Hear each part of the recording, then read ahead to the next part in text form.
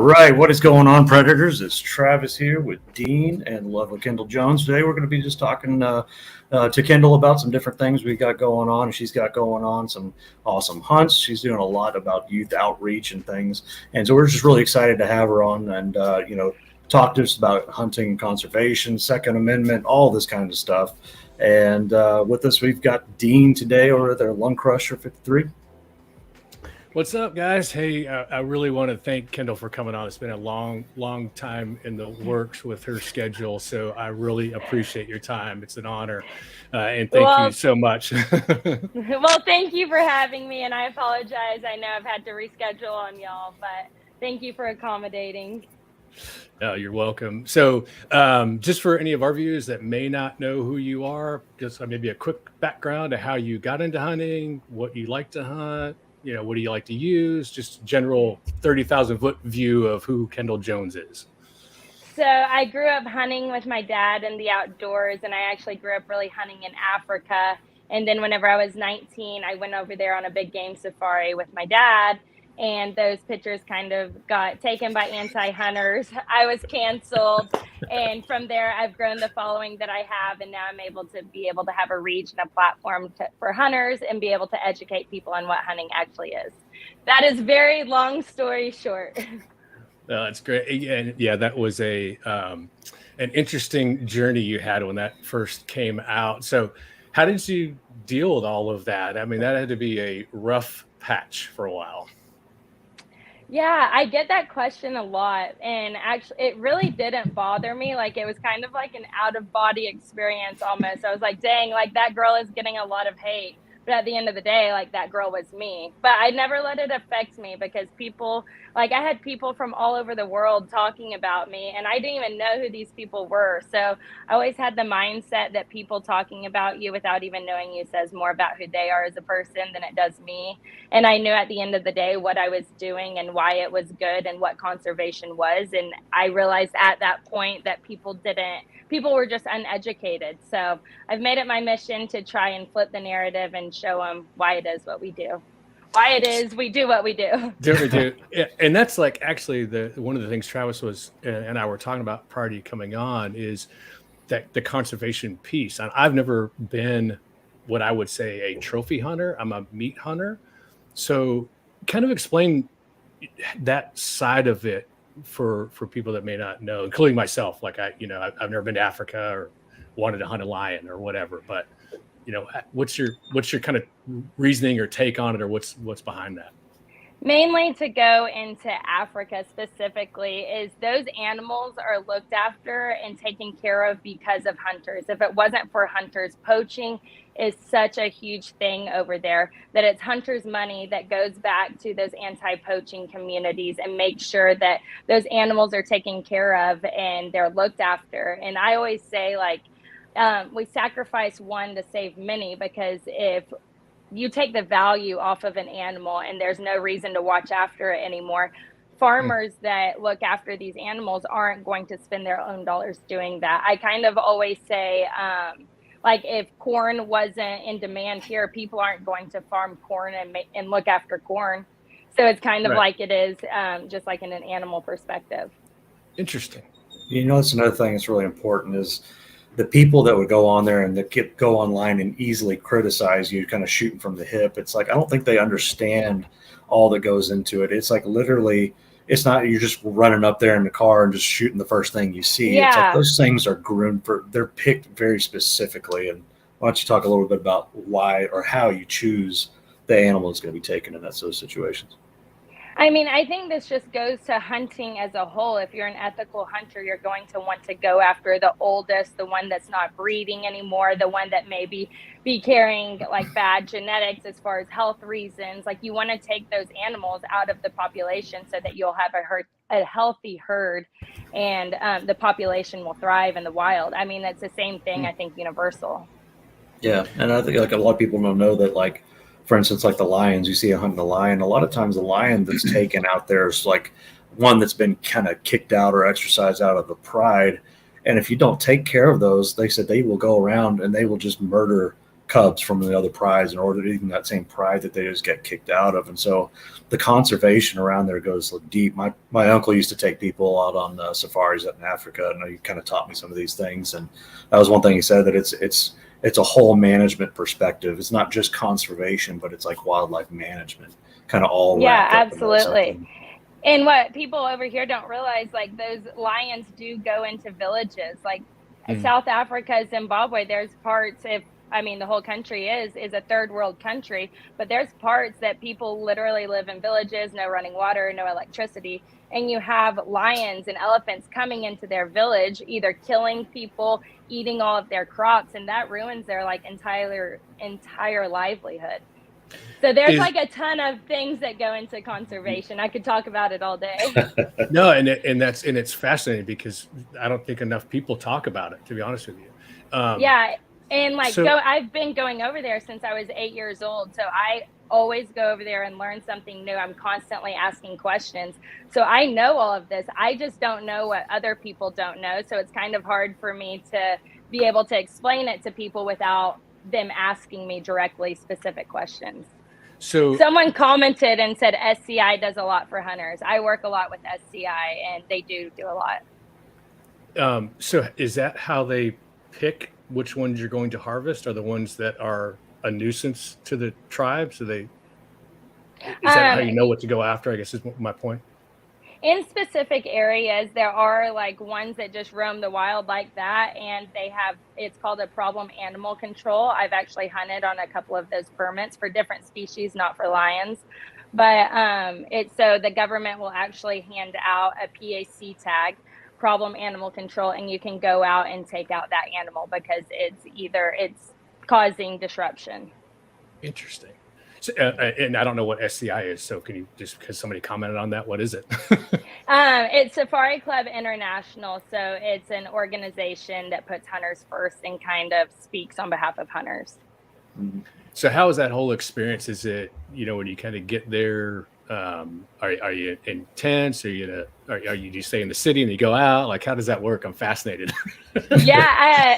So honestly, you would be surprised. It's kind of just like it is over here. They have like 5-star lodging. It depends where you go. I've been to Zimbabwe, which is a little bit more rough than South Africa.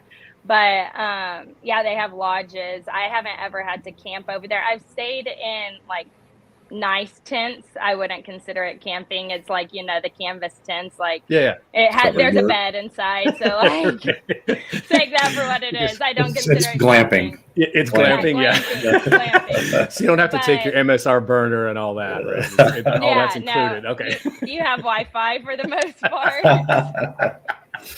So it's literally not going to be like your elk hunt, then, is what you're saying. No, yeah.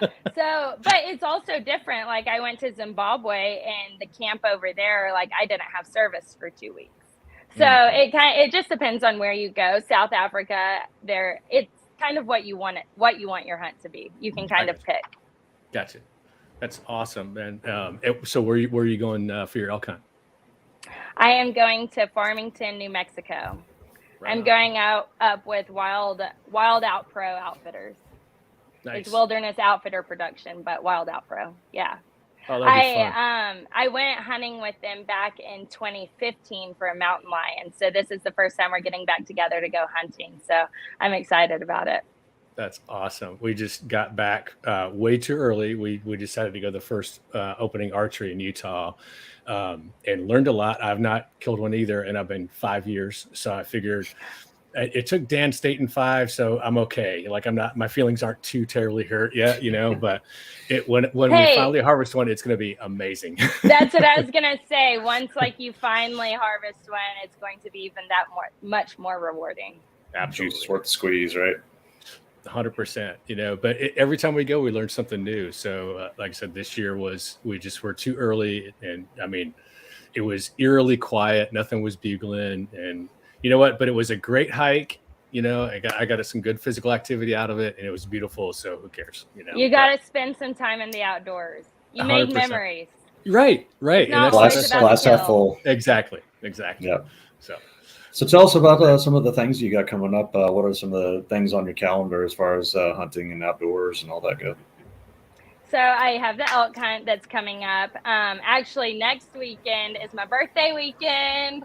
Happy birthday! Congratulations. Thank you. Me and a group of my girlfriends are going down to South Texas and going offshore fishing. That's what I wanted for my birthday. So they're all coming. It's gonna be a good time. I haven't been offshore fishing in a while, so I've been wanting to go all summer, and it just has not worked out for me. So I'm finally getting to go.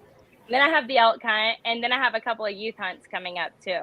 Have y'all heard of my Pass It On campaign? Yeah. So, but talk about a little bit more about how that works, because what I want to see you do is to get into the adult world, so my wife could come. And Hey, I'm not gonna say that hasn't crossed my mind. A little thing I've been thinking of, nothing in the works. This is just me thinking out loud right now. But I've been wanting to get a bunch of girl groups together, because I have a lot of my girlfriends that haven't ever been hunting, and they're like, I really want to do it.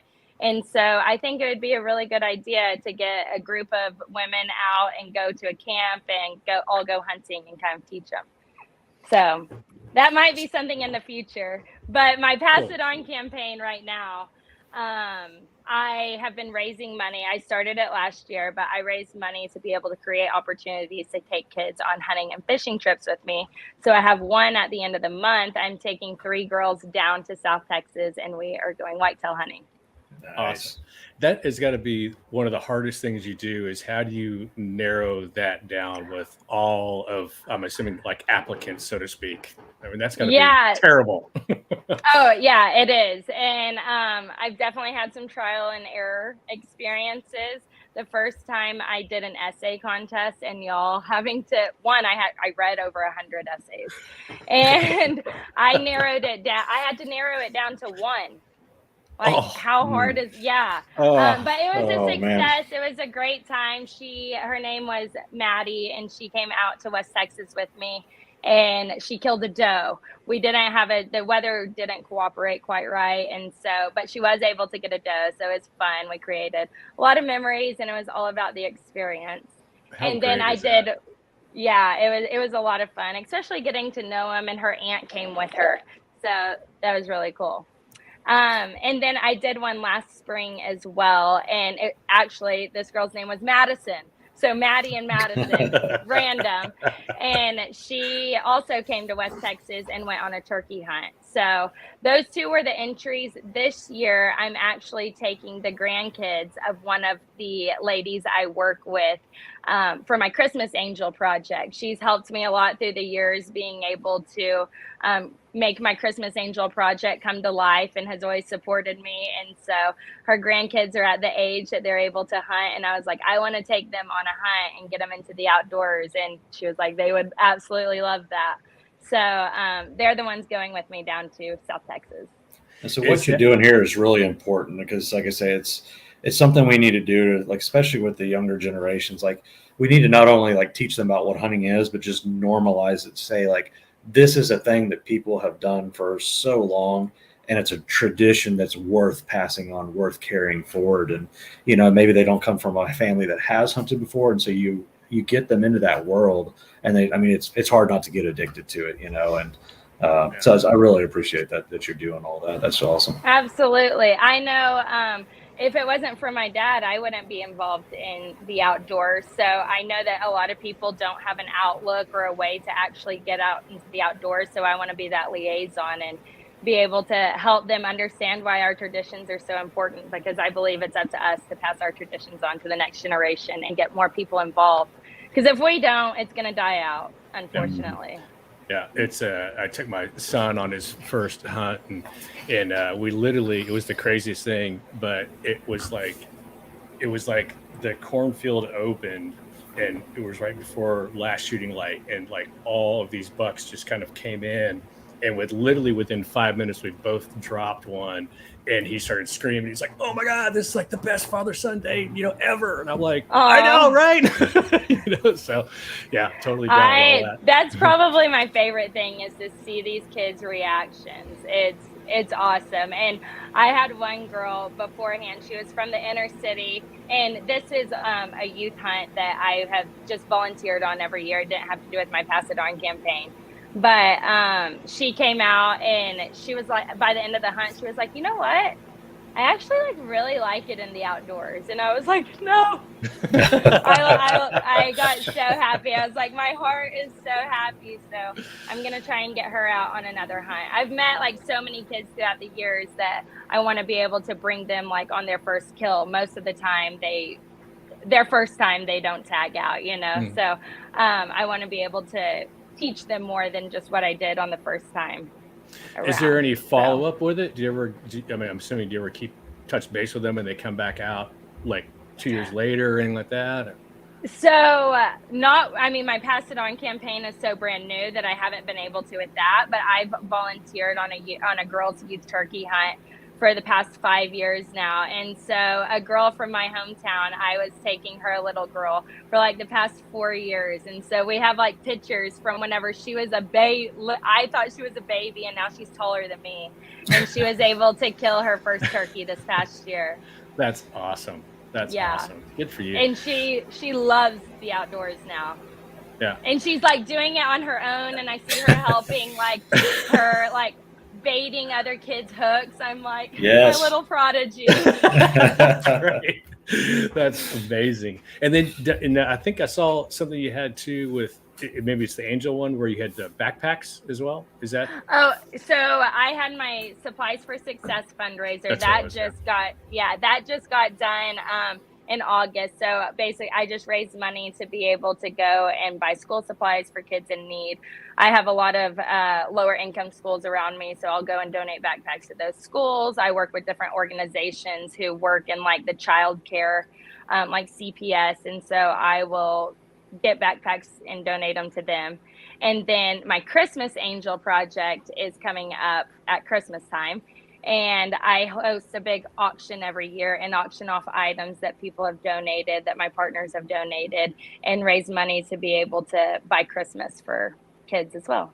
Oh, that's awesome. That is so cool. It's a lot of fun. It's a lot of work, but it's a lot of fun. Well, it's one of my favorite things of the year. It's so rewarding too, right? I mean, that whole kind of giving back is, to your point, it just fills you up. I've always laughed about just hunting in general. It's like the most selfless sport you can be in, right? Because I'm just as happy with somebody else, dropping something as I do when I do it, Yeah, but it's absolutely. very cool. Yeah, that's one of my favorite things about hunting now, is being able to take other people and watching them experience it for the first time.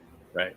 Hey. That's so awesome. As you're saying earlier too, Dean, it's just even if you don't kill anything, you learn a lot of lessons. It's a huge growing experience. And I was listening to somebody on a podcast recently, and they were talking about it in the hunting, and there's reminiscing about going hunting with their father when they were young, and they'd be having just the worst hunt ever. There's no animals, there's no sign, and he's like, man, isn't it just a beautiful day out here? The sun's coming up, it's just the perfect temperature right now. It's you focus on all those other little things, and it's just there's so much you can gather from that experience that I think a lot of times with the younger ones, it's good to focus on all that stuff too. So whenever they leave, they're like, I didn't drop an animal, but I had a really good time.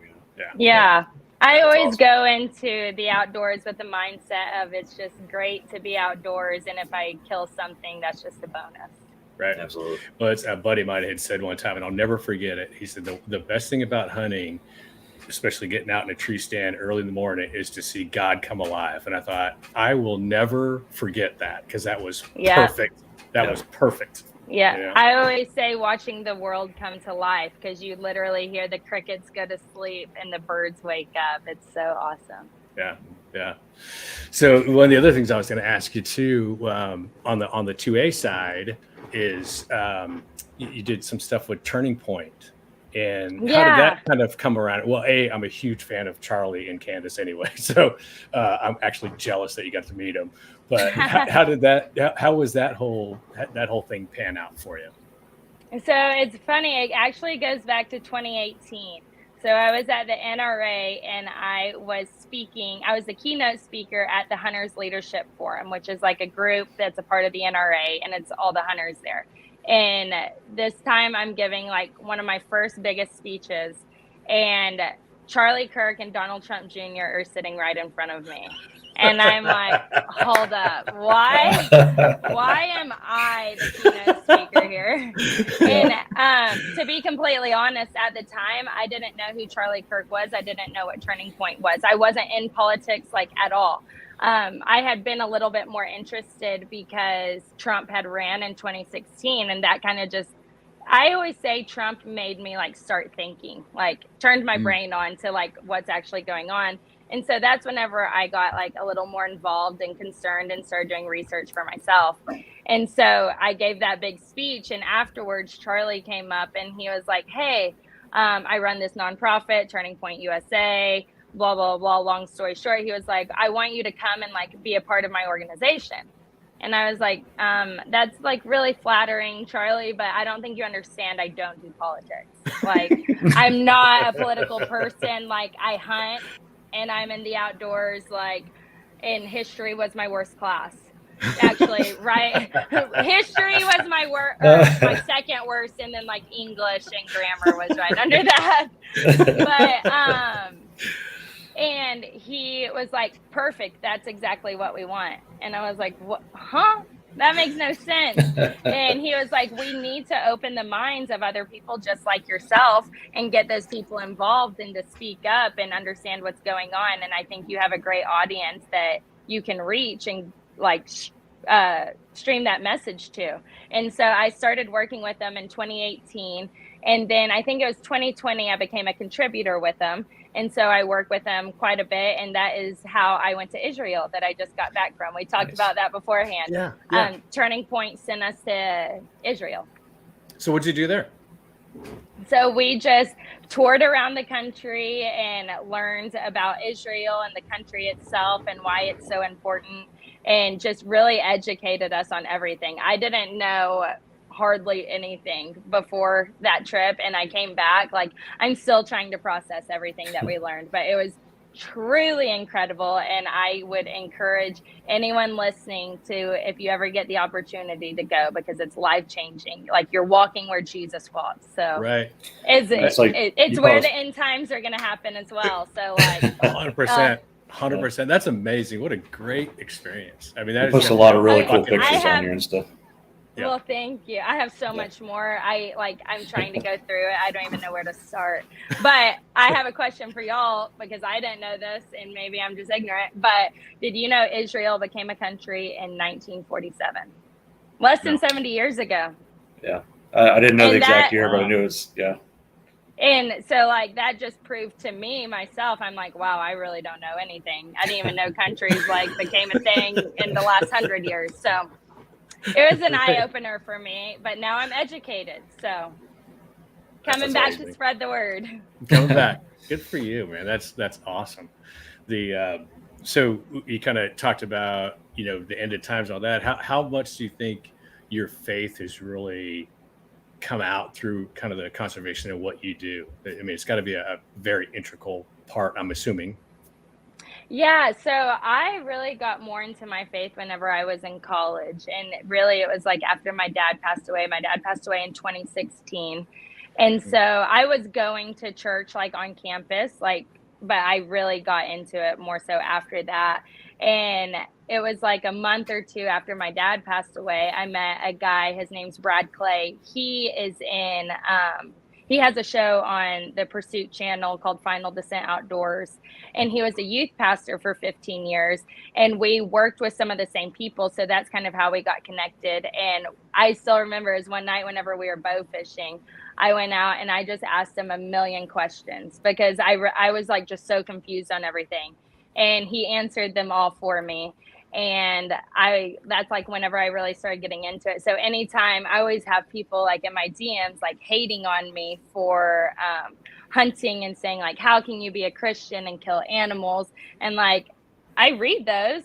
And so I would go back to Brad and I'm like, Brad, what do I say? Like, I know that what I'm doing is right, but like, how can I prove this? And so he would send me verses. And so like, I'd really start looking into it. And so I just try and spread the message there as well. I have them in my notes on my phone, so don't ask me to repeat. I can't remember the exact verses, but I'm still working on it. Okay. So it's progression, not perfection, right? Exactly. Exactly. I know where my heart is at. That's all that matters, right? Yeah. So when it comes to the, like I say, the Second Amendment stuff, like I say, when it comes to guns in particular, you do a lot of shooting sports. I saw the videos recently where you're out shooting clays and everything, and so just as a personal curiosity, I guess, with each, like I say, what are your favorite calibers? Like, what's your favorite type of shotgun? What's your favorite type of big game gun, et cetera? Tell us a little bit about what Kendall shoots. Okay, I have a Glock 9mm 43. It's Tiffany blue. That story is actually cool though. So my dad passed away in January, and for Christmas he had ordered me the Tiffany blue Glock 9mm, but it was back ordered, and so I actually didn't get it until after he passed away. So it's kind of like his last present to me. So like that gun has a special place in my heart. But I like to shoot the Super Black Eagle 12 gauge is what I've shot, but I'm kind of open to trying anything. My go-to gun, like if I'm out driving around, my dad had a huge Weatherby collection, so that's kind of like my go-to, a 257. That's just kind of like a nice. I wouldn't shoot big game with it, but it does the job every time. I have like 340 Weatherbys as well. And then for big game hunting, like what I've used in Africa, I've used a 416 and a 470. Wow. And the first gun I ever shot was a 416 whenever I was 13 years old. Awesome, my dad tricked me. He said it was, I think I probably shot like a 22 or something like that before, but like my first like rifle, we go down to the shooting range and he's like, because I was getting ready to go to Africa, and he's like, here, shoot this gun. And he was like, it's going to kick a little bit, but it's fine. Just shrug it into your shoulder. You'll be fine. And you'll be good. You're going to be fine. Like, I wouldn't let you do it if I didn't think you could. So I'm like, whatever. I shoot it and like it like blasts my arm off, and I'm like, yeah, it was great. Like, arm's all crooked. You're like, thanks, Dad. Yeah, there was no way like I would have told him. So I always thought that a gun kicked that hard. I'm like, it is what it is. Like I have to be tough, or I'm not doing it. So I was tough, and I just thought a gun kicked that hard until I realized there was different calibers. And now it's in the closet. Yeah. Now it's mounted over here. Yeah, no, but sometimes I'll have friends come over and they'll like see the gun, or like I'll show them the bullet and they're like, I want to go and shoot that. I'm like, okay, let's go. Oh my God. It's like $20 a bullet, but let's go. Yeah. So what is your favorite? Do you prefer rifle hunting or bow hunting or crossbow? Like, or do you even care? Do you even have a favorite? Yeah. See, my outlook, I just love hunting and love being in the outdoors. I haven't gotten too much into archery. However, I know that I would love it. I want to. It's just I haven't taken the time to do it, and I need to, and it's on me that I haven't. I've done a lot of crossbow hunting because I work with 10-point crossbows, but I mainly look at it to help kids get involved in the outdoors. And so me taking them on trips, I do a couple of trips a year for myself, but I try and take a lot of kids. So like I'll take them crossbow hunting, and it's a good like liaison between like a gun and actually having the bullet back. So I mean, I've shot some with a crossbow as well, but the main thing that I've always hunted with is a rifle. I'm not opposed to any of it. Right. How about are you a big duck hunter at all? Do you like? You can't tell by the smile on his face. Dean is a kid. So Dean drives. I just got my duck stamp in. Dean drives an F-150 that has a wrap around it that is ducks and everything, and then he's got a quack rack on top. So he's all about it. I just laugh because I know if any of my friends are watching this or will listen and watch this, they're all going to laugh at that same exact question, and I'll tell y'all why off of the podcast. But I do. I do like waterfowl hunting. I've been every year for the past couple years, but one of my best friends, Taylor, she's in love with it. So we're going to go this year. But I don't have anything planned yet, but she was just on. When did we have her on? Oh, yeah, I saw that. 2 weeks ago, I think. Yeah, Something like that. about a month ago. Yeah, about a month ago. Yeah. It was when you were probably right behind her over there. I was when they're at Houston at the Texas Trophy Hunts. Yeah. Okay. Yeah. I was like, I saw them on your page and I was like, okay, that's how I know. But going back to ducks, I saw geese in my field like yesterday morning, and it's still like 90 degrees here in Texas. I'm like, if this is the migration, we're going to have a weird waterfowl season. Yeah. I know. I usually go up. I don't know if I'm allowed to say it out loud, but Corsicana-ish. and they're like, dude, if we don't get any rain, it's might not be very good this year. And so well, when did you talk to him last? Before we had all that rain came in. So I'm okay. crossing my fingers that it's better, but I tried to go up to Teal and he's like, dude, we don't have anything going on. So which is a bummer because it's closer for me. I'm in Austin, so it's close. Oh, okay. But I feel bad for him because he's such a great guy. And of course, my first thought is this guy's got to eat, so if he's got no birds to survive, like that's terrible, So I'm hoping that it turns around a little bit. But I'm actually doing a Kansas hunt this year. So I get to go up and do a Kansas pheasant and duck. And so I'm excited about that. So that's one of my bucket list hunts. Yes. I try to do at least one cool one a year, and that's this year. So.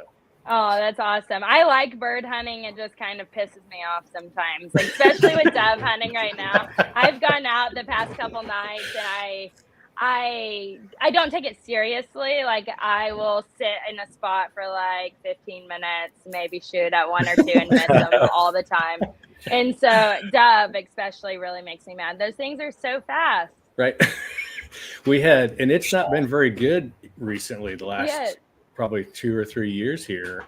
And, like 3 or 4 years ago, we literally went, it was like Vietnam. Like we were like, dude, this is the best spot ever.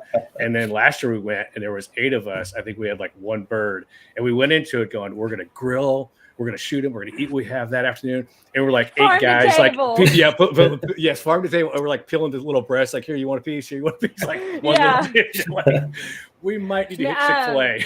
Yeah. We had 3 the other day, and there was like 4 of us here, and we're like, well, we'll cut them in half. Right. Obviously, gonna have to cook something else too. But. Right. Goodness. So with the second, we'll go back to the Second Amendment because this is funny stuff. But the Second Amendment, so now you're kind of getting into politics a little bit, and you're talking about the 2A. With all of these changes going on, what's your thought on where we're at right now without getting too political on a hunting show? I'm gonna be completely honest. I haven't looked at anything recently. Like I've heard things here and there. I haven't looked into it. I caught myself going down rabbit holes in the political world, and it literally just made me sad because I'm like, what the heck? So I've taken a breather from it. If something super major has happened, my friends probably would have told me about it. Has something super major happened that I should know about that I don't? Well, other than you live in the best place in the nation for this, Texas, we're a sanctuary state for this stuff, Right. I've been real big into it. I've been 3D printing my own guns and stuff like that. It's really? Just a blast. And but yeah, that's like I say, it's like I post a few videos on that stuff, just saucy enough so YouTube won't ban me for things that I put on there. But it's we're here in Texas. Like I feel completely safe about it, and you still got to watch it. There's still cases in the courts and stuff like that. I think we're going to be good. Yeah. And I take my breaks and then I go back into it. So if something major happens, I'll get like back into it. But my main thing is I just want people to get out shooting and go and try it for the first time and getting women involved in shooting. I have a lot of female friends that like Paige Rue, who also works for Turning Point. She does private lessons. So seeing what she does to get more women involved in the outdoors and being able to support her and encourage people to her page. And I just think spreading education and awareness. And another friend, Amy Robbins, she has concealed carry active wear. So that's really cool for girls that like to go outside and run in like busy city neighborhoods. They can actually carry their firearm on them while they run. So just like kind of being in the community, spreading awareness to these other people that have way more knowledge than I have, and just educating people and getting people to actually think for themselves. That's important too, to make those connections. You know what I mean? It's like, yeah, like, hey, like there's a lot of things like I might not have the answer, but hey, let's go. Let's talk to this person. We've got connections there that we can make to help answer those questions and learn more about it. You know, it's good. Yeah, I think it's important we all share our knowledge within each other. I know that there's some people out there, they're like, I'm not posting like so and so. Like, I just like, we're all one. We're a small community to begin with. So let's like share each other's knowledge and spread awareness and get people involved with what you're involved in. Yeah. Did you ever get a chance to work with like Dana Lausch or anybody like that? Yeah, I have worked with her quite a few times. The last time was a couple years ago. I haven't seen her in a while, but I've worked with her through the NRA. I've seen her at Turning Point events. And so we talk every now and then. That's awesome. She's pretty cool. I like watching her. Yeah, she's awesome. Fox. Yeah. She seems and that's like a legit good person too. Yeah, she gave an awesome speech at the Young Women's Leadership Summit with Turning Point this past year. But see, that's one that I would want to show others about because she has way more knowledge than me. Yeah, right. Yeah, that's cool. Let's say all in due time. You'll be up there, and then everybody will be coming to you. You know, the next generation will come up and they'll be like, "Oh, I need to go talk to Kendall Jones. She knows way more about this than I do." You know, right. And I'm gonna be like, "Do I?" Yeah. Well, and it's like it's just like one of the reasons I started a YouTube channel is not necessarily like I know everything about this thing, but I have a perspective that I can give on it. You know, exactly. My own lived-in experiences that I can share. And like I say, I always take feedback, and I'll even respond, and I'll respond to these comments and be like, "Hey, man, you just taught me something. I just learned something new." And like we had the guy comment here too. He said, he learned the same thing about Israel from you. You know, it's like he didn't know that either. You know, it's constantly learning and growing. Man, that's the point. Changing the world one podcast at a time, man. That's all we're doing. One podcast at a time. I'm going away from the name podcast because that insinuates that it's an Apple thing. Let's call it a broadcast from now. A broadcast. Change my logo. A broadcast. Yeah. So the problem is listening to Travis or watching his YouTube videos is it takes you down rabbit holes. So I used to be okay with just getting generic arrows, and now I got to like order them and build them myself and change flexing. So that's an hour spinning every one of them. Yeah, exactly. Yeah, trying to tune them and all that. Get the magnifying glass out. Right. Yeah. See, that's one thing that intimidates me about bow hunting is like all those things. There's like so much to learn about it, especially arrow weight, what broadheads, the flood. Like, can we just get the basic package? And right. And start keep it there. Simple. Yeah. Yes. Because it is a very easy wormhole to like get down into. You know, totally. I'm like, velocity, I learned that in high school and it stayed there. Along with history. I say, don't Along pretend with like history and grammar. That was math for me. So what did Kendall take away from high school? I was a math nerd. I love math. That's funny. So then you'd be good at this. You'd be good at this. I mean, I always say it's not that different from rifles. You know, it's like you got to worry about, the length of your barrel contributes to the speed of the projectile. Same thing as like the brace height on your bow contributes to how fast the thing's going to be coming out of there. Your load is like kind of like the arrow weight and all that stuff. There's a translation in there. So if you know a little bit about some of that stuff with rifles, it's not too hard to come over there to archery. I think that was one of the things. I grew up rifle hunting and just shooting whitetails in my granddad's backyard with a 30-06, and it was just like, boom, they just like disappeared. They're just like, I was flat out dead in the first shot, And then I bow hunted for the first time, and I was like, I remember I made a brush blind around me. I cut a bunch of cedar branches off, because I couldn't afford an actual blind. So I cut a bunch of cedar branches off, and I brushed myself in, and I'm sitting in this little creaky stool, and I see this thing come up. This deer literally walked like 5 feet from me and didn't know I existed. And since that moment, I was hooked. I was like, I don't know if I'll ever hunt with a rifle again unless I've got tags in my pocket. It is, man. It is. I'm a junkie. There is definitely something about it, minus duck hunting. So I'm going to take Travis this year. He's going with me to Louisiana for his first duck hunt, and it'll be over. He'll be like, I'm going to bow and duck hunt. I'm good. Yeah, that's what's going to happen. I'm just gonna have to quit my day job and do that. Right. Yeah. It's like Kendall froze there. I'll have to give her some minute to jump on. But I think it'd be cool to get somebody, like I said, and go through that process of building arrows, getting a bow. And, it's a thing I love about it too, is that I guess kind of like hunting with a rifle, you don't have to have the most expensive gear and all that. You can usually use go with even go get something from the baseline bow from Bear or something like that. And like the hunting public guys showed it, you can still put down animals with that just as easy as anything else. You just got to be good, learn, and grow in that, so.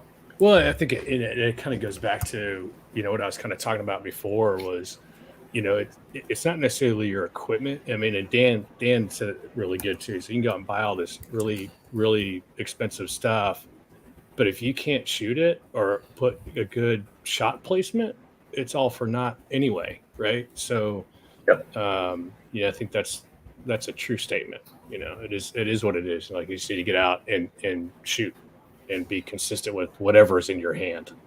Yeah, exactly. And we were talking about a little bit about before the show. We'll wait for Kendall to come back here. We'll kind of carry the conversation in a different direction for the moment. But we were talking about arrows and building arrows and all that stuff. And I stray from a lot of people out there on the topic of when it comes to what bow you need and everything. I think you can go with the cheap bow, but my thing is I think if you really want to be the most versatile and most lethal that you can be with the bow, it's not a bad idea. I'm not saying you have to do it, but it's not a bad idea to train to lift a heavier weight. 100%. 100%. I think, go ahead. I was gonna say, I think, like I say, if I can train with a heavier bow and all that stuff, it also is going to make me more lethal. My phone overheated. Oh. Better now? Wait. Is it an iPhone? Is it an iPhone? Yeah.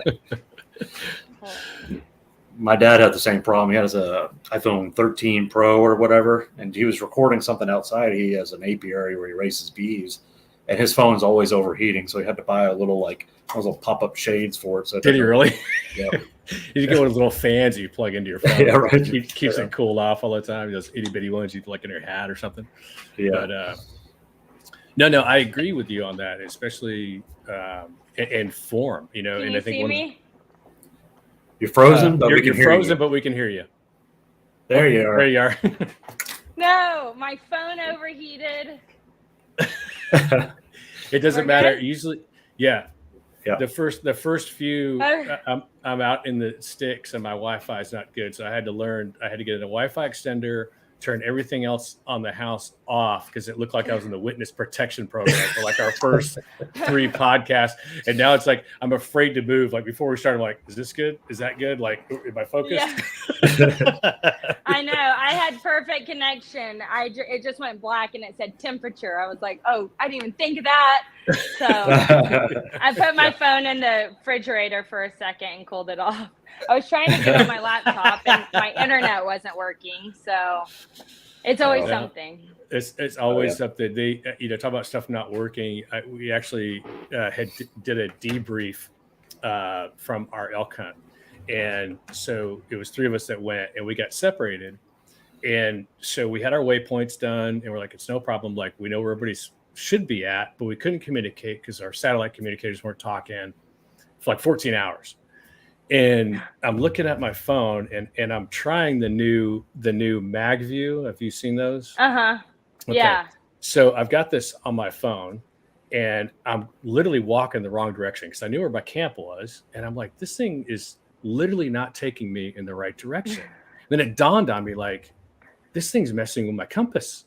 And so I popped off the cover and it recalibrated. I was 700 yards the wrong direction. And I'm like, oh my God, note to self. God. This does not, I'm going to make a video on this and go, just note to self, guys. It's awesome if we're glassing, but take it off if you want to use, your OnX or whatever, because it will. I would not have thought of that at all. Yeah. So we learn something every time we go. Man. Interesting. Yeah. But so that was my tip to you, Kendall. Now I can say I actually gave Kendall a tip take this mag view off before Yeah, you get lost on take the mag view off.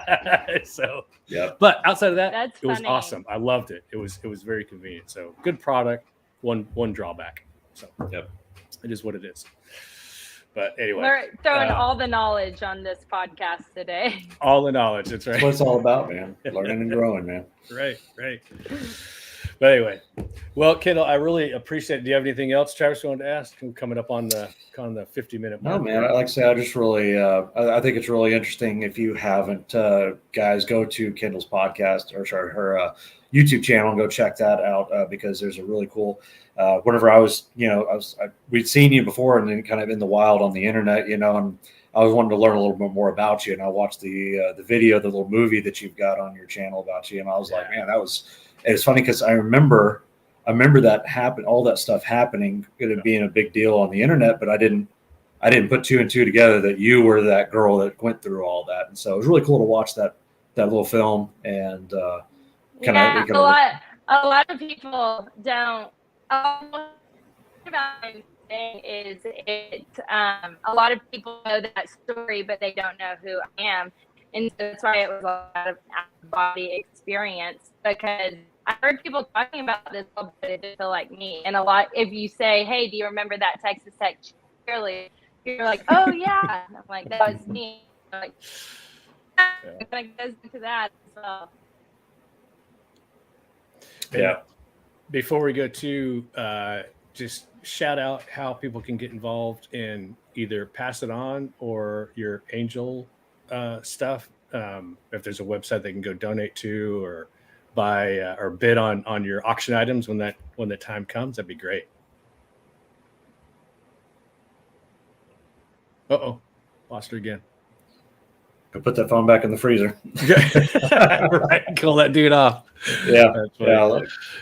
Like I said, my dad was out there. He has an apiary. It's called Mesquite Valley Farms, and he was filming some video for it, and it started glitching out on him and froze up. And yeah. Hey, did you see? I think we'll be able to do it. Okay. Okay. But you can follow me on social media, Instagram, Facebook. Just type in Kendall Jones, KendallJones. And then my website is KendallJones.com. And that's not because I think I'm cool. It's because someone took my domain and tried to make me buy it for $20,000. And I was like, absolutely not. I'm going to buy the $20 domain that has the before it. So there you go. Well, good for you. Well, Kendall, thank you so much for coming on. We really appreciate it. I'm glad we finally got a chance to hook up and do this. It was very cool for me, A, to meet you, and B, to hear about your Africa trip, because that definitely makes me understand why people go and do that. So for that, I really appreciate you squaring that circle for me. So thank you. Yeah, absolutely. And remind me afterwards. There is a good guy. He has an Instagram called Blood Origins. His name is Robbie, and he does a lot educating people on African conservation and conservation as a whole. So I can send you his profile if you want to learn more. Yeah, that would be great. That would be great. Yeah. Yep. Awesome. Absolutely. Right, well, thank you guys so much. Thank you. Sorry for my awful Wi-Fi. But you have to stay on when we block, because I want to hear the duck story. So God. Yeah. I forgot about that. It's recorded, man. We got it all. All right. On that note, Predators, I'm going to send you guys away. Thanks for tuning in. Thanks again for Kendall Jones for coming on the podcast the broadcast and checking it out. And go check her out on social media. And don't forget to look down the description below and check out the sponsors for this video. We got Crafted Archery and Easy Veins that have supported the channel and brought us more of this stuff. So thank you guys again. And without further ado, guys, thanks for watching. And as always, keep defying the odds. And